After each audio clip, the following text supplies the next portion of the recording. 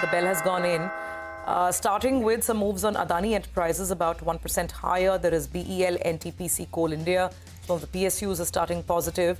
There's a Nestle, which is up and about. We were just discussing FMCG stocks with the analyst earlier at Centrum. ICICI Bank, SBI, very minor green ticks. But the Nifty is now blinking red as well.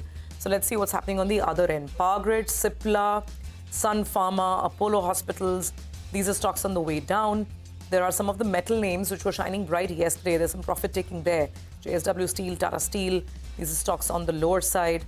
IT actually is not really responding too much to the rupees moves or to the Nasdaq's gain. If you see, Infosys is up about 0.3%.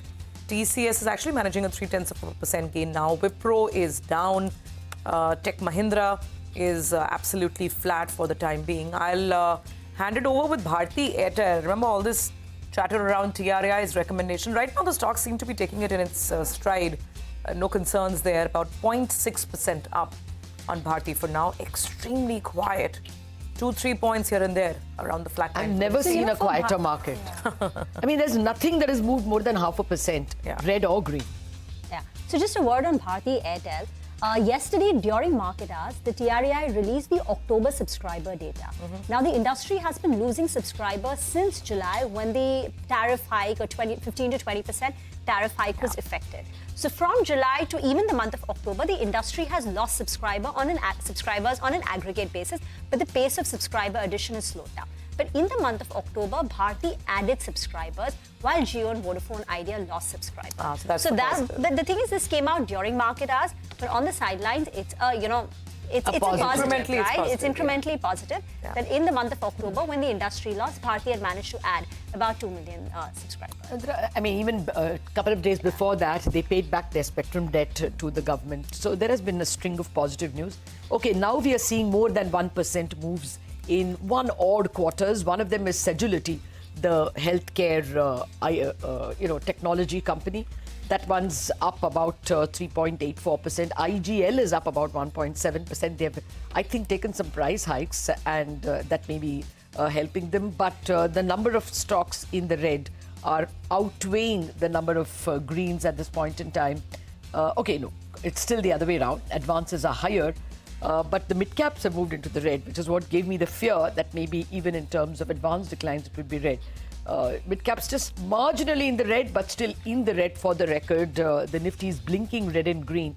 But to be fair, we shouldn't draw any trends because just about everything is moving in very, very narrow range. The market is crying out. It's holiday time, it's party time, and we don't want to concentrate on work. Well, Tata Motors now moving into the green. Tata Investments. Remember, there's a money control report that Tata Capital is moving closer to an IPO.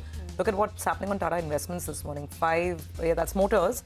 The other one, Tata Investments is up almost 5-6%. Okay, it's this PG Electroplast, a stock that we were talking about earlier. So Hormus has just shared. Look at the return since 2021. In 2021, the stock price was up 470%. In 2022, 40%. In 2023, 111%. And this year, it's up more than 100%.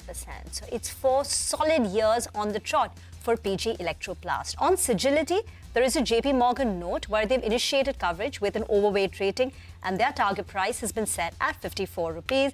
And there's also Greaves Cotton, which has been pushing higher because its subsidiary, its EV two-wheeler subsidiary, the manufacturer of the Ampere brand of e-scooters, has filed a DRHP. They're looking to raise 1,000 crore rupees via the IPO. And this 1,000 crore rupees that the IPO is looking to raise, the subsidiary, there is a fresh issue, and there's also an offer for sale where Greaves Cotton, the parent company, will be selling some shares. So it's monetization for Greaves Cotton, the company. HG Infra, there is some news. The stock is up. MTNL, where they've offered voluntary retirement, BRS, for all employees above the age of 45 rupees, is higher. MobiKwik continues to run this week, up 11%. So it's very, very strong on MobiKwik. Ola Electric in the green too. On the way down, Vedanta has gone ex-dividend by 8.5 rupees per share. That explains the red tick on Vedanta. Zomato, Easy Trip, NMDC, Sale are some of the losers. But let's